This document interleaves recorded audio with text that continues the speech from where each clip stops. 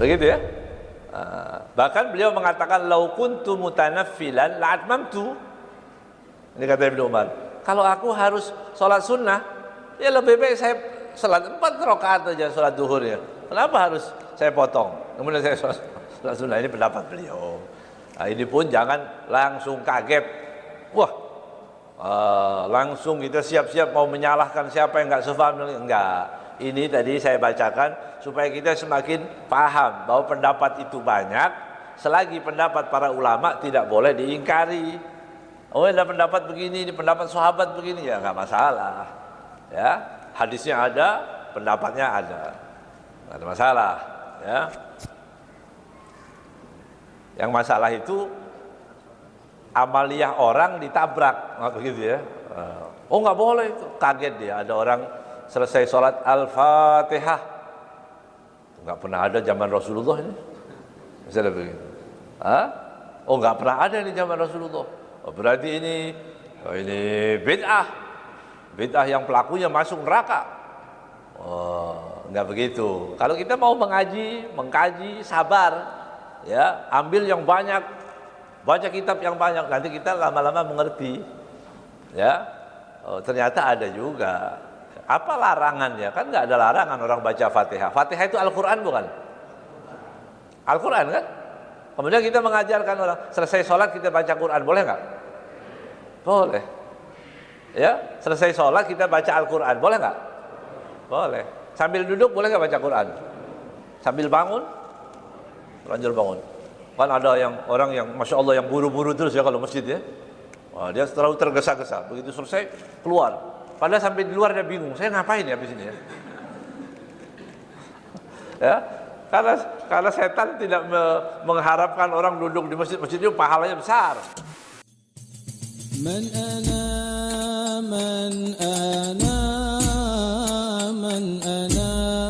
laulakum kaifama hubbukum kaifama ahwakum man ana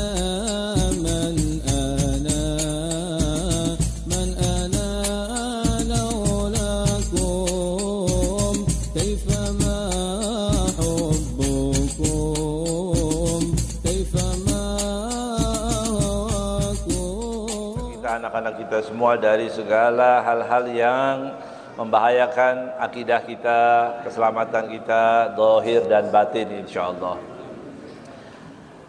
Kita lanjut, kemarin kita membahas tentang sholat jamak ya. Bagaimana tata cara sholat jamak. Jadi sholat jamak itu, saya ulang sedikit supaya mudah diingat lagi. Salat jamak diperbolehkan jika sudah sampai 2 marhalah. 2 marhalah itu kurang lebih 82 kilo ya, atau sebagian menyebutkan 84 kilo. 82 kilo itu disebut marhalaten. 1 marhalah berarti 41 kilo kurang lebih ya. Masih ada pendapat di sini, tapi kurang lebih 82 kilo. 82 kilo itu harus dimulai dari batas kota ke batas kota, bukan dari rumah ke rumah. Ya, dari batas kota, Bekasi, Coret, masuk kemana kita arahnya, itu dari situ ke situ. 82 kilo. Ya. Kemudian safarnya, pepergiannya harus bukan maksiat. Kalau maksiat nggak boleh. Ya, jadi silaturahmi, mencari nafkah, apa saja itu hal-hal yang baik. Yang penting bukan maksiat. Ya. Kemudian mana yang afdol? Ya, mana yang afdol sholat jamaknya, jamak takdim atau jamak takhir? Ya, kemarin kan sudah dijelaskan ini. Masih ingat nggak kira-kira?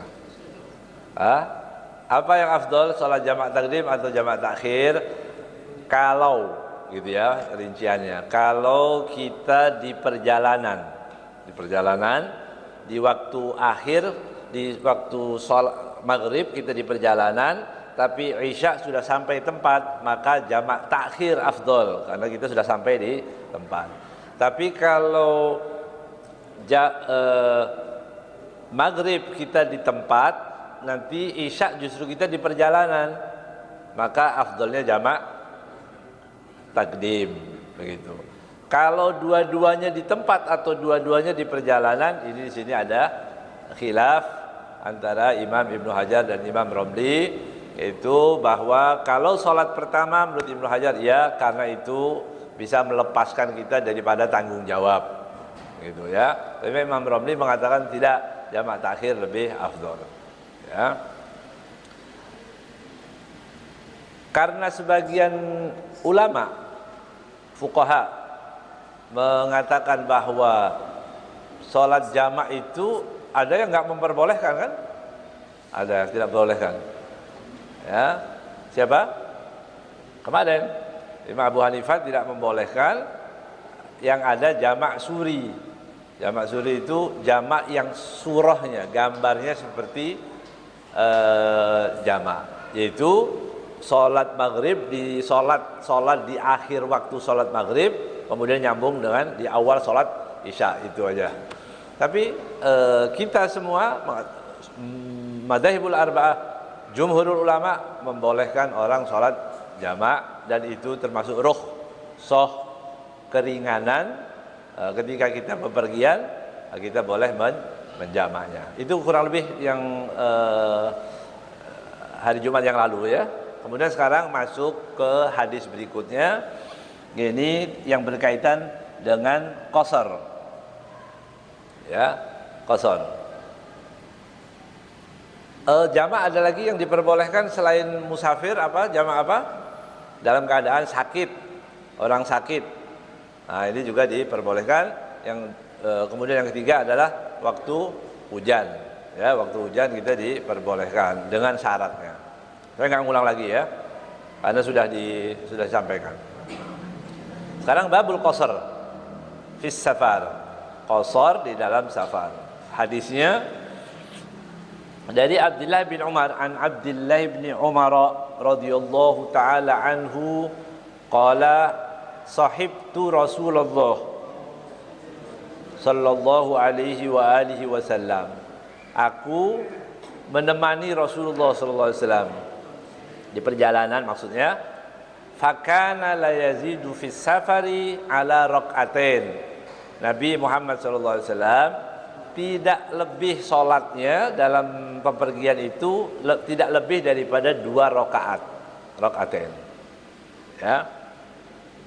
Wa Abu Bakrin wa Umar wa Utsman. Ya. Jadi Rasulullah SAW setiap kali dalam pepergian itu, dalam safar, sholatnya 2 rakaat. 2 rakaat. Ya.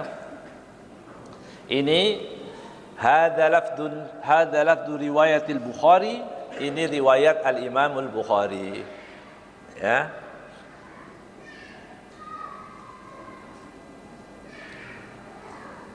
Hadis diriwayatkan oleh Bukhari dan Muslim, tapi ini riwayatnya dari Muslim.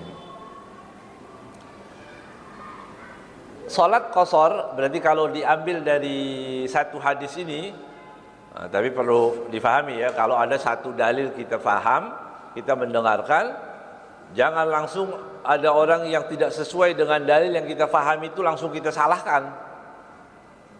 Karena hadis itu kan banyak. Ya, ini satu hadis dulu. Yang berbunyi tadi, Nabi Muhammad SAW kalau di perjalanan tidak pernah lebih daripada 2 rakaat. Berarti sholat apa itu? Qasar. Ya, qasar. Dan qasar itu seperti yang disebutkan oleh Ibnu Umar, periwayat hadis ini ya, tentang sholat jamak itu ya. Al-qasar adalah artinya raddur rubaiyah ila rak'atain, menggabung dari 4 menjadi 2. Itu qasar. 4 jadi 2. 3 jadi berapa?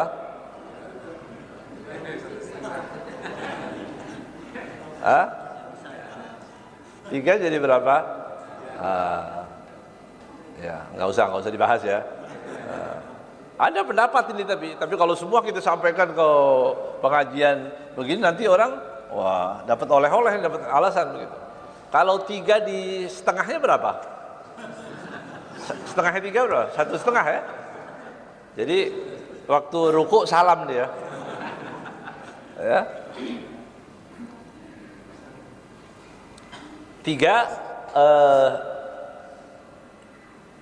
enggak ada 3 ya, 4 ya. Yang 4 jadinya. Qasara salat ya. Dalam hadis, dalam ayat Allah Subhanahu wa taala menyebutkan dalam surat An-Nisa 101, "Falaisa 'alaikum junahun an taksuru minas shalah." Ya. "Falaisa 'alaikum junahun an taksuru minas shalah." Jadi tidak apa-apa bagi kalian, tidak dosa bagi kalian untuk meringkas salat. Ya. Jadi meringkas salat dari 4 menjadi berapa? Wah, nggak bisa juga kita. Ini hadisnya ada, ayatnya ada, kemudian kita mau bikin sendiri. Subuh, wah ini luar biasa subuh. Subuh udah 2 rakaat, kita qasar lagi. Jadi berapa? Jadi jam 7. Ya. Itu qasar ya. Wa'lam anna salata kanat faridatuha atau fardiyatuha rakaatain. Ini salat itu dulu 2-2. Asalnya orang salat itu 2-2. Tapi dengan itu mereka wakanu yatanafal ya. Mereka juga mengerjakan salat sunnah. Yatanafalun.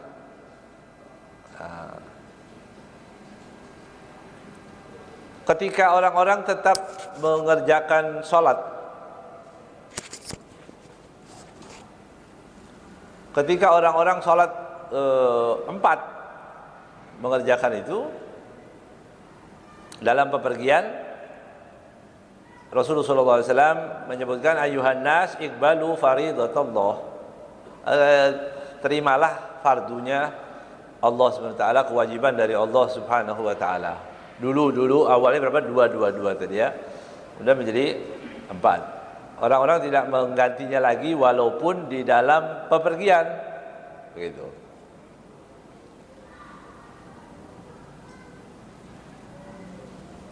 Kemudian sama dengan syarat daripada orang sholat jamak.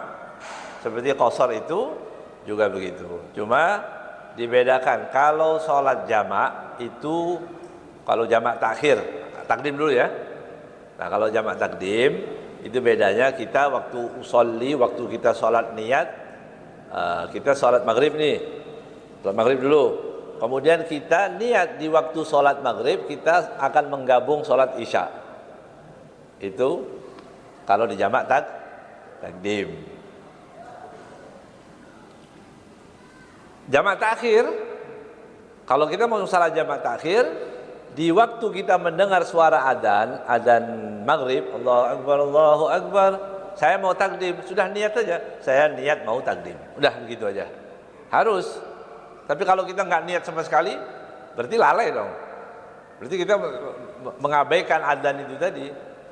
Nah, supaya tidak termasuk dalam orang-orang yang mengabaikan panggilan Allah SWT, kita niat, saya niat.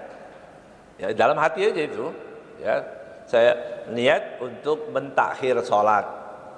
Itu buat yang musafir, jangan yang di rumah. Ya, jangan di rumah. Rumah lagi punya hajatan, takhir aja, gitu. Nggak boleh, ya. Itu diperbolehkan kalau kita dalam keadaan musafir. Ya. Bedanya kalau jamak qasar, kalau qasar itu tadi. Gimana qasar? Kita waktu takbir pertama, kalau kita mau qasar itu, kita harus tahu. Kita sholat saya mau sholat qashar, niat dalam hati itu.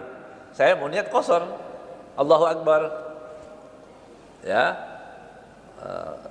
harus begitu. Nggak boleh sholat Allahu Akbar sudah masuk nih, mau sholat duhur, kita di perjalanan sholat duhur, Allahu Akbar. Saya musafir ya, qashar aja. Nah, gitu boleh nggak? Nggak boleh, nggak boleh. Karena harus niatnya di waktu takbir tadi, kita niatnya. Paham? Jelas ya? Nah, kita bisa kok 4 jadi 2. Kenapa kita? Sudah terlanjur padahal. Sudah terlanjur Allah. Kamu udah masuk ini. Nah, nggak boleh. Jelas ya?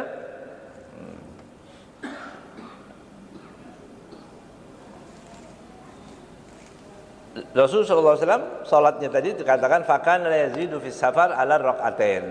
Dalam hadis tadi disebutkan bahwa Nabi Muhammad SAW tidak melebihkan ya dari 2 rakaat di dalam perjalanan. Itu jadi 2. Ya. Bahkan pendapat Ibnu Umar radhiyallahu taala anhu, kalau di perjalanan dia sholatnya qashar artinya ringkas ya, 2 berarti ya. Jika diringkas sholat itu tadi, maka tidak ada sholat sunnah. Ini pendapat beliau. Tapi pendapat madzhab yang lain enggak, boleh aja. Jadi tetap kita qashar, kemudian kita mau ba'diyah, qobliyah boleh. Tapi pendapat Ibnu Umar enggak, selagi kita sudah qashar, sudah. Berarti kita nggak ada ba'diyah, nggak ada qobliyah lagi sudah. Yang fardu aja dipotong, itu maksud itu kata Ibnu Umar gitu. Pasti senang bapak-bapak ini dapat ini. Ya, pasti antum senang ini. Wah, ini ada peluang bagus ini. Ya, kenapa kok nggak sholat sunnah? Musafir nggak boleh. Saya udah qashar, gitu ya. Begitu ya. Bahkan beliau mengatakan lau kuntu mutanaffilan la atmamtu. Ini kata Ibnu Umar. Kalau aku harus sholat sunnah, ya lebih baik saya sholat 4 rakaat aja sholat duhur ya. Kenapa harus saya potong? Kemudian saya sholat sunnah. Ini pendapat beliau. Nah, ini pun jangan langsung kaget. Wah, langsung kita siap-siap mau menyalahkan siapa yang nggak sefaham. Enggak. Ini tadi saya bacakan supaya kita semakin paham bahwa pendapat itu banyak, selagi pendapat para ulama tidak boleh diingkari. Oh, ada pendapat begini, ini pendapat sahabat begini, ya nggak masalah. Ya, hadisnya ada, pendapatnya ada, nggak ada masalah. Ya, yang masalah itu amaliyah orang ditabrak, nggak begitu ya? Oh, nggak boleh itu, kaget dia, ada orang selesai sholat Al-Fatihah, nggak pernah ada zaman Rasulullah ini. Misalnya begitu. Oh, nggak pernah ada di zaman Rasulullah. Oh, berarti ini bid'ah yang pelakunya masuk neraka. Oh, nggak begitu. Kalau kita mau mengkaji, sabar, ya, ambil yang banyak, baca kitab yang banyak, nanti kita lama-lama mengerti. Ya, oh, ternyata ada juga. Apa larangannya? Kan nggak ada larangan orang baca Fatihah. Fatihah itu Al-Quran bukan? Al-Quran kan? Kemudian kita mengajarkan orang, selesai sholat kita baca Quran, boleh nggak? Boleh. Ya, selesai sholat kita baca Al-Quran, boleh nggak? Boleh. Sambil duduk boleh nggak baca Quran? Sambil bangun? Lanjut bangun. Kan ada orang yang Masya Allah yang buru-buru terus ya kalau masjid ya. Wah, dia terlalu tergesa-gesa. Begitu selesai, keluar. Padahal sampai di luar dia bingung, saya ngapain ya habis ini ya? Ya, karena setan tidak mengharapkan orang duduk di masjid itu pahalanya besar.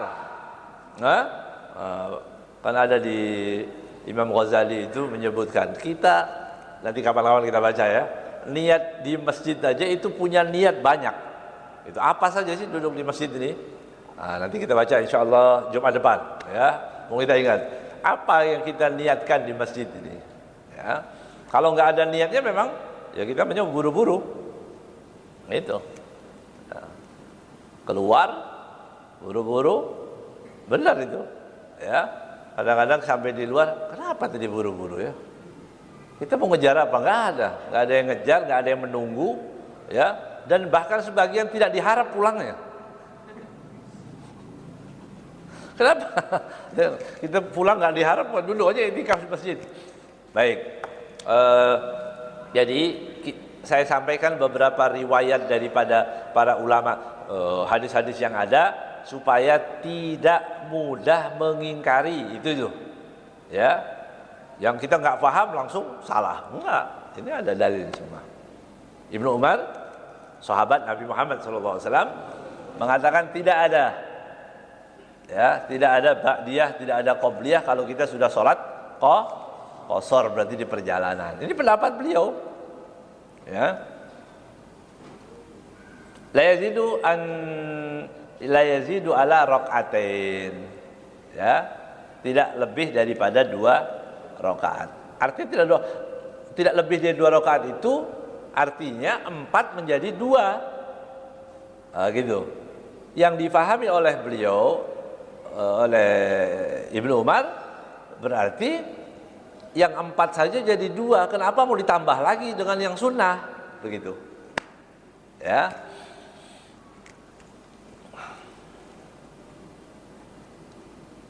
Berikutnya dilakukan oleh Sayyidina Abu Bakar, Sayyidina Umar, Sayyidina Utsman radhiyallahu taala anhum. Ya, mereka sholat 2. Artinya kalau dalam musafirnya lebih daripada 2 marhalah, maka beliau sholat 2. Ya, 2 rakaat.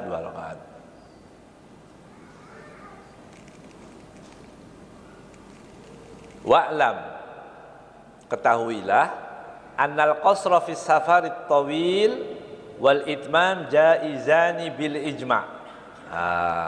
Ini kesimpulannya. Ketahuilah bahwa salat qasar di perjalanan kita qasar, atau kita mau itmam, enggak, saya mau tetap salat 4 rakaat. Baik yang qasar, menggabung salat, meringkas salat, atau yang tidak meringkas, tetap itmam, artinya tetap sempurna 4 rakaat, jaizani, dua-duanya diperbolehkan bil ijma' para ulama. Enggak ada yang bilang boleh, ya. Jadi boleh kita pergi. Nah, sekarang apa hubungannya qasar dengan jamak? Nah, ini yang paling penting, ya. Kita ini bilang sering jamak qasar, padahal jamak itu tidak ada hubungan apa-apa. Jamak punya hukum sendiri, qasar ada hukumnya sendiri. Kita boleh mengqasar tanpa jamak, boleh jamak tanpa qasar, begitu. Supaya nggak bingung, wah saya nggak jamak, berarti nggak boleh qasar. Enggak, boleh. Nah, sekarang contohnya. Bagaimana contohnya? Kita hanya mau mengqasar tapi tidak jamak. Pergi dari kota tempat kita tinggal, selesai sholat duhur, baru kita pergi naik pesawat ke Surabaya. Sampai di Surabaya jam 3 sore, ya.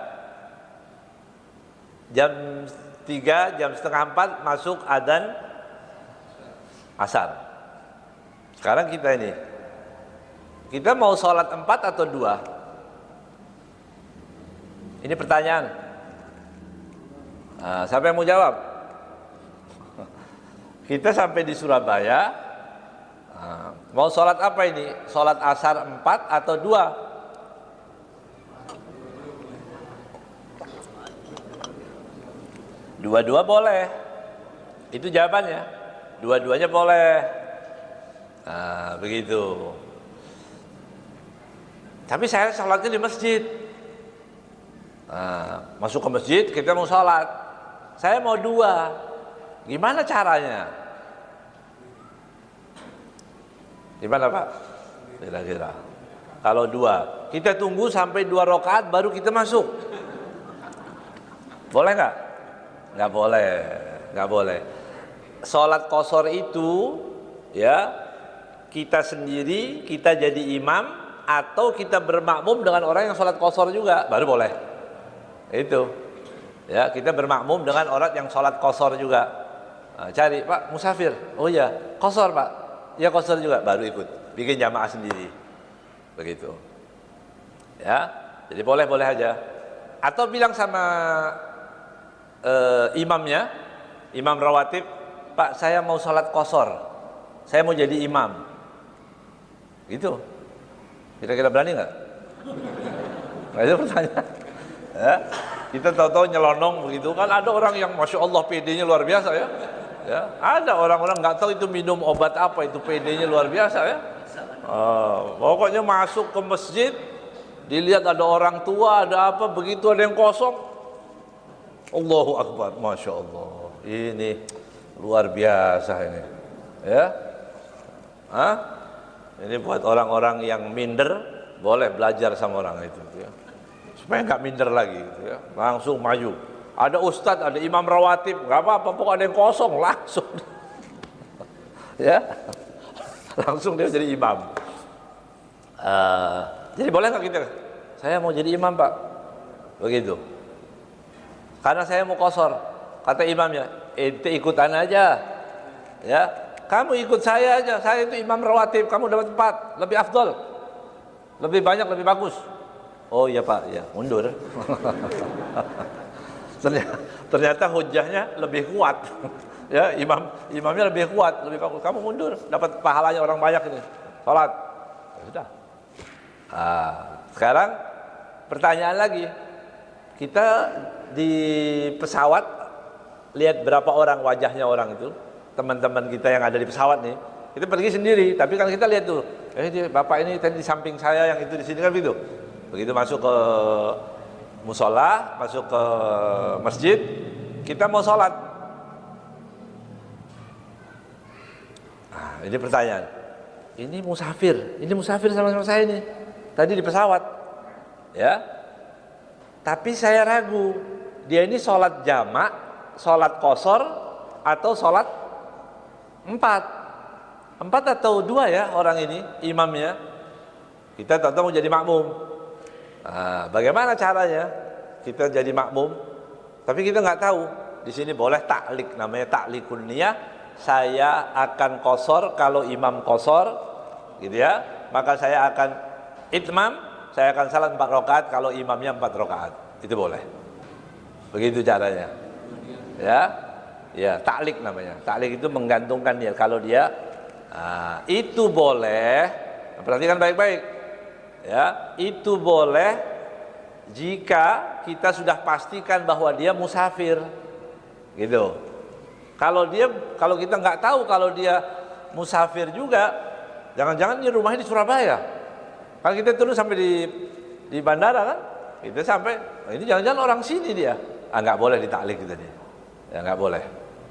Ya, jadi enaknya bagaimana? Ya sudah, kalau kita punya mau ambil rombongan sendiri, ambil sholat sendiri, kita gabung. Ayo yang mau sholat qashar, itu boleh. Ya, jadi jamak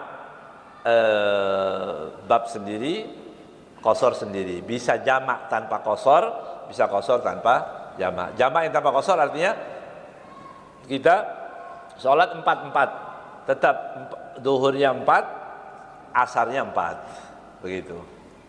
Ya, tapi kalau qashar boleh, maghrib ikut rombongan jamaah, gitu. Bisa aja.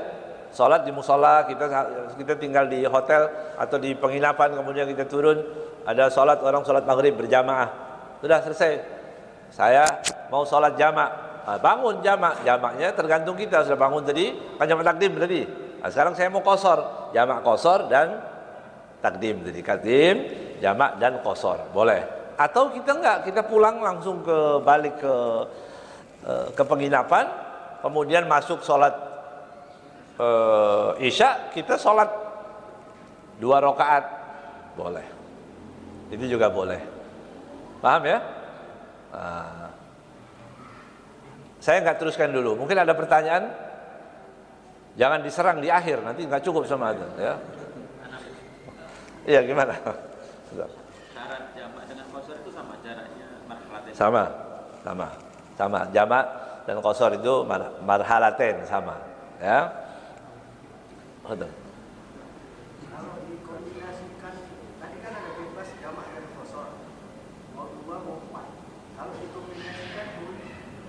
Boleh. Misalnya gini, duhurnya 4, kemudian bangun asarnya 2, boleh. Boleh.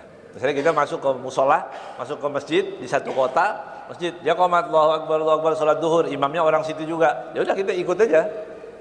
Kita mau jamak. Boleh kan kalau jamak boleh aja. Ya. Kemudian kalau qashar nggak boleh.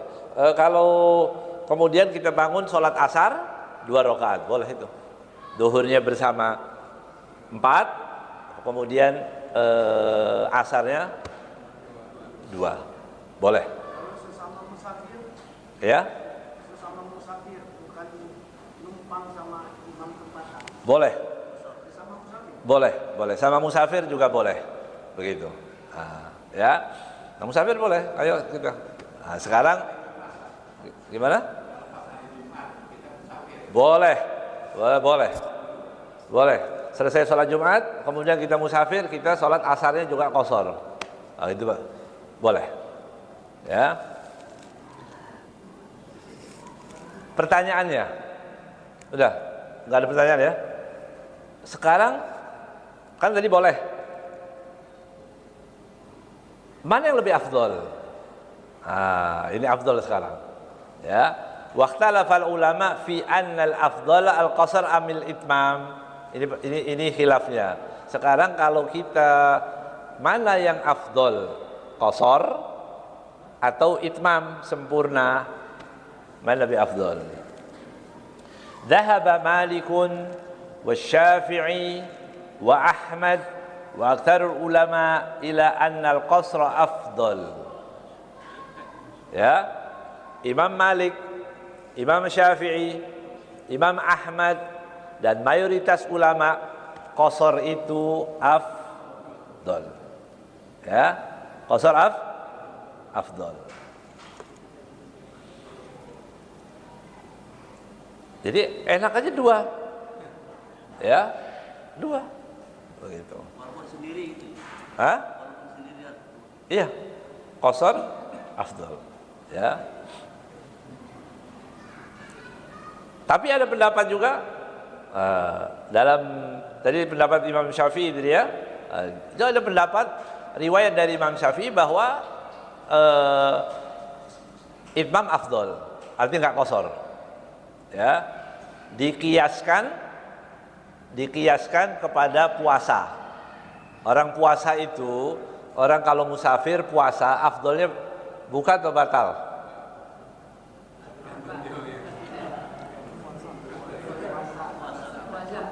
Puasa.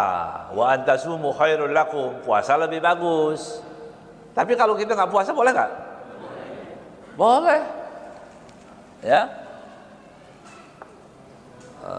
Jadi nggak ada kebenaran mutlak dalam masalah fikih ini. Nggak bisa, saya yang benar. Nggak bisa. Ya. Kita nanti belajar semakin dewasa ini tadi ya. Nggak gampang menyalahkan. Boleh. Kata Imam Syafi'i juga afdal. Bahkan waqala Abu Hanifah wa jama'atun dan beberapa ulama yang lain al-qasru wajib. Mantap Pak. Qasar hukumnya wajib.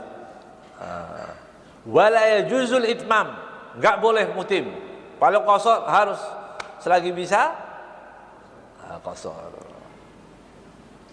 Ini pertanyaannya, itu di perjalanan. Ini yang kemarin juga saya bertanyakan juga ya. Perjalanan, tanya sama teman, berapa kilo ya? Udah 120. Supaya bisa qasar. Yang satu bilang, ngaco ini, baru 70. Jauh bedanya ini. Akhirnya dia bingung, yang mana yang benar? Boleh qasar enggak? Boleh qasar enggak? Nggak boleh. Kalau nggak pasti nggak boleh. Harus pastiin dulu. Ya, pastikan dulu ini sudah sampai belum. Sudah pasti, karena rukhsah itu tidak boleh diambil kecuali harus yakin. Yakinnya dulu, mantepin dulu. Gimana caranya? Cari, gampang sekarang. Lihat HP. Berapa kilo itu? Nggak bisa bohong itu. Ya, kalau dulu kebetulan yang diajak suka qasar semua. Ya. Berapa? 120. Ada 77 tadi ya. 200 ada ini mah katanya. Dia mau kosor ya. Itu 200 lewat mana itu? Ya. Dia puter-puter lewat kok. Ya, sudah 200 lebih ini. Nah, gitu ya. Imam Syafi'i mengambil dua pendapat yang tadi, jamak atau qasar.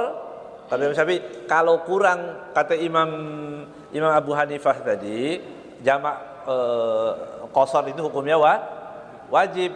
Tetapi beliau mengatakan qasarnya itu jika 3 marhalah. Berapa? 3 marhalah, 41 kali 3. Berapa?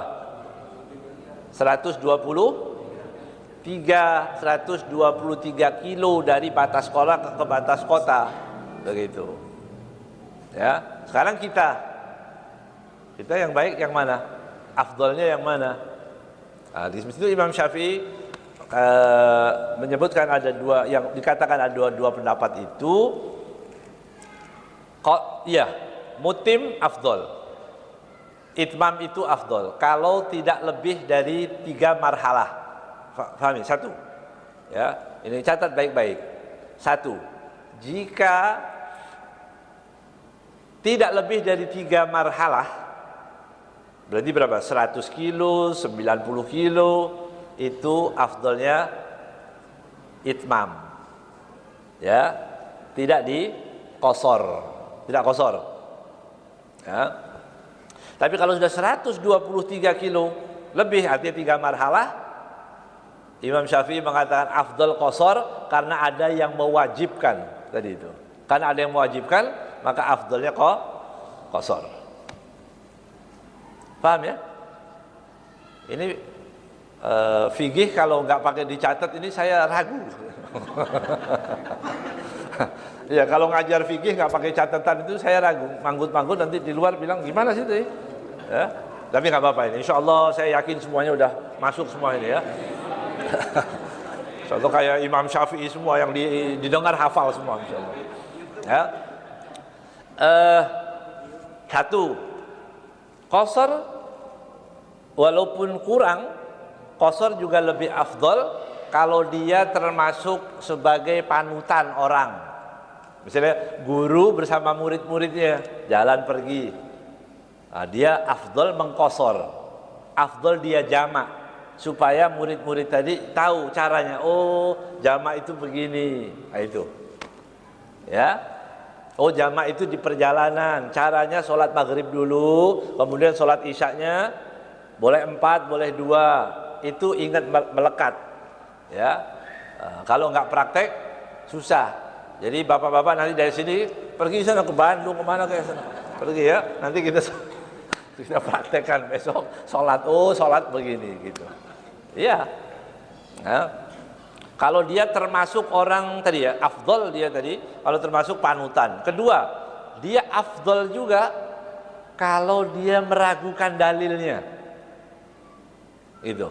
Ah, masa sih ada dalilnya? Kan sekarang orang maunya dalil ya. Dalilnya mana dalilnya? Masya Allah, ngaji nggak pernah, ya. Baca yang pakai harokat salah semua. Yang sudah ada harokatnya ini, ya, masih salah juga. Tapi Masya Allah, ya, gaspol, rempol ya. Mana dalilnya? Ah, begitu. Ah, ini kalau dia nggak ngerti, nggak mengaji, kemudian diajak sholat, loh 4 kok jadi 2? Enggak, saya nggak mau. Saya nggak mau ini. Ya, maka dia diwajibkan untuk sholat qasar. Paksa dia, qasar dong. Begitu. Karena dia gitu kata para ulama, supaya dia tunduk dengan dalil, supaya tunduk dengan Rasulullah SAW, bukan dengan selera jadinya, begitu. Gitu ya.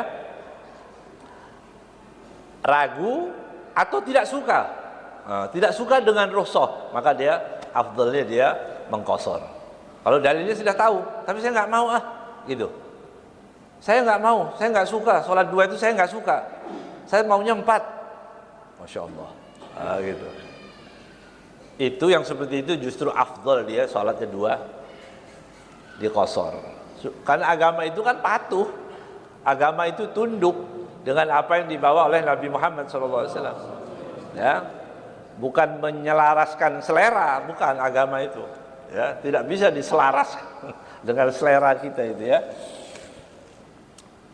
Fal hujjah alaihim ma thabata fi sahih Muslim. Hujjahnya, dalilnya yang disebutkan di sahih Muslim, bahwa anna sahabah kanu yusafiruna ma'a Rasulillah sallallahu alaihi wasallam.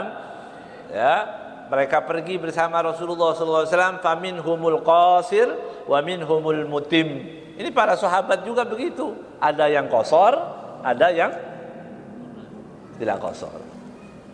Boleh-boleh aja. Ada yang qasar, ada yang enggak qasar. Ya. Wa minhumus shaim wa minhumul muftir. Kalau dalam keadaan puasa, sebagian ada yang mempertahankan diri untuk berpuasa, sebagian lagi yang enggak kuat, ambil rukhsah itu boleh.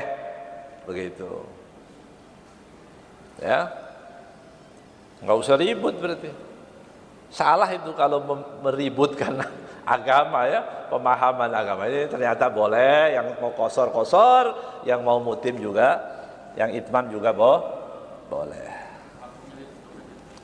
Waktunya kalau misalkan 4 hari tidak terhitung kedatangan dan kepulangan. Kalau kosor juga sama. Iya, sama. Kalau kosor, rukhsahnya sama. Ya, hari masuk pertama, kemudian hari misalnya hari masuknya hari Senin, dihitung hari Selasa, berarti Selasa, Rabu, Kamis, Jumat. Sabtu keluar dia berarti masih boleh. Ya, kalau Sabtu keluar masih boleh. Tapi kalau dia hari Ahad berarti udah nggak boleh. Ya, kosor. Ya. Jika urusannya digantung, sama boleh sampai 18 hari. Boleh jamak, boleh kosor. Kalau urusannya digantung orang. Ya, misalnya nanti kena janji nih, ya, janji palsu. Kamu datang ke Surabaya, barang nyampe langsung duit saya bayar. Barang sudah sampai, duitnya tunggu Pak, insya Allah sore. Nah gitu. Sore balik lagi, besok Pak, besok. Besoknya lagi, lusa. Nah gitu. Dia kena korban janji ini ya. Nah, ini boleh mundur. Karena bukan dia menentukan, boleh, bukan harus ya. Dia boleh sampai di 18 hari itu tadi.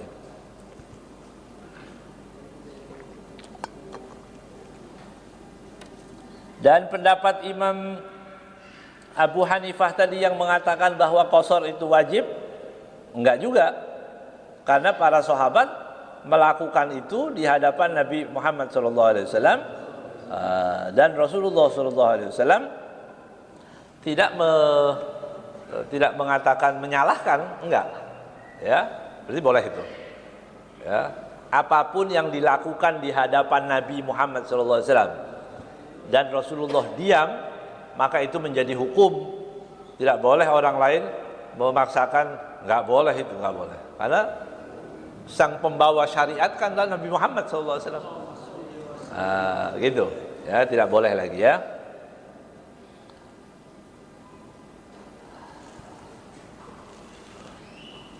Wa awal hujjah ala anna al-qasra afdalu min al-itmam wa dhabatun Nabi sallallahu alaihi wasallam fi safar.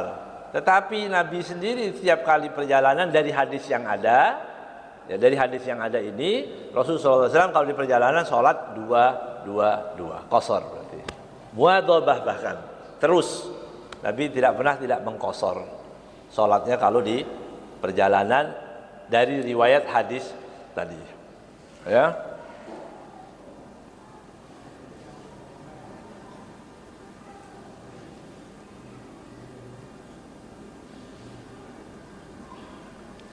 Kalau Abu Hanifah, Imam Abu Hanifah juga mengatakan la tuqsaru fi aqal min 3 marahil.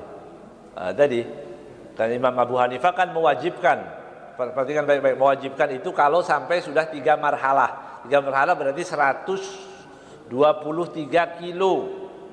Begitu mewajibkannya. Ya. Tapi kalau kurang dari itu nggak boleh. Kalau kita kan nggak. 2 marhalah pun boleh. Berarti 82 kilo sudah boleh. Tapi afdalnya itmam, kecuali tadi dalam kasus-kasus yang tadi. Ya. Sekarang kita kalau bepergian, nah gitu. Mau yang mana ini kita? Qasar? Jamak? Mau yang mana kita? Bebas. Kita mau ambil yang mana? Pendapatnya ada, sudah tahu semua, dalilnya juga ada. Ya. Berarti kalau sudah 3 marhalah seperti dari sini ke Surabaya, dari sini ke Cirebon, ya, dan seterusnya, yang jauh, itu maka qasar afdal. Ya, kita mengqasar sholat itu tadi. Kalau kita bawa anak-anak, kita justru tunjukkan, ajarkan kepada anak-anak kita itu. Ya, ajarkan pada anak kita supaya qasar, cara sholatnya begitu. Ya, nanti dia pulang senang. Oh, boleh 2 ternyata. Ya, sholat dia besok sholat duhur 2. Kenapa? Qasar. Oh, ya. Dia masih ke bawah-bawah tadi perjalanan tadi ya. Iya, itu namanya akhad. Akhad itu mengambil ilmu ya. Akhad itu artinya akhadha, artinya mengambil ya. Dibilang ada akhdus suhbah. Itu yang lebih melekat. Akhdus suhbah itu artinya mengambil ilmu dengan pertemanan. Itu. Kita jadi teman orang yang alim, kemudian kita pergi, kita diajarin, oh baca doa ini, baca ini, kan kita tahu semua. Nah, kalau kita baca buku, oh doa safar itu begini, tapi kita nggak praktek. Yang praktek itu lebih cepat, ya lebih difahami. Ya. Imam Syekh Bamahromah, Abdullah Bamahromah itu seorang faqih, orang alim, masuk ke Mekah, kemudian ada anak kecil-kecil di sana, mutawif namanya ya. Mutawif itu yang mengajarkan orang untuk tawaf, diajarin doanya apa semua. Dan dia merasa orang alim. Faqih itu sezaman dengan Imam Ibnu Hajar, ya, Al-Haytami, ya. Kemudian dia masuk, enggak, dia jadi anak kecil, enggak. Saya sudah tahu, merasa dia sudah cukup alim. Begitu masuk ke Masjidil Haram, langsung dia tahiyatul masjid. Sama anak kecil tadi, ya Syekh, enggak ada tahiyatul masjid di sini. Tahiyatul masjidnya tawaf.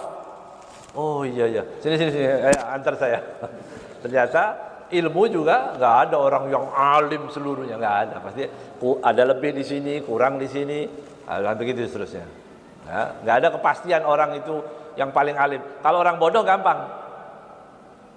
Kalau mendefinisikan orang bodoh gampang, mendefinisikan orang alim itu susah. Ya, kalau orang bodoh bilang gimana? Man qala ana alim fahuwa jahil. Udah. Itu kata Imam Ali. Barang siapa yang mengklaim dirinya orang alim, berarti dia bodoh. Nah, itu gampang berarti ya. Saya mau diajarin. Nah, bodoh berarti. Loh Pak, itu sholatnya itu nggak benar Pak, itu salah Pak. Nggak tahu saya, belum kenal saya. Ya, saya lurah di sini ya. Kalau dia merasa begitu, berarti dia bodoh. Tapi kalau orang alim tidak bisa didefinisikan, ya, bisa mengajar belum tentu alim, belum tentu. Mungkin dia ngerti sedikit dari apa yang dia baca, ya, tidak mengerti yang lain. Nggak ada orang yang alim, ya. Di atas ilmu, di atas ada ilmu lagi, ya. Jadi kesimpulannya, kita sholat safar, ada tambahan sedikit di sini. Adzan bukan? Kalau kita meninggalkan sholat di waktu di rumah nih, ninggalin sholat, lupa, ya, udah bunyi, biarin aja, ya, cuekin aja ya. Kalau kita meninggalkan sholat di rumah, misalnya sholat duhur, tiba-tiba Kita ingat ini, tadi duhur belum sholat, apa yang kita lakukan sekarang? Tadi lupa duhur, karena puasa, lapar dia. Baru ingat sholat isya, baru makan, baru ingat semua. Oh iya ternyata nggak sholat duhur tadi. Apa yang kita lakukan? Qadha, bangun, sholat, qadha, mengqadha sholat duhur. Begitu ya.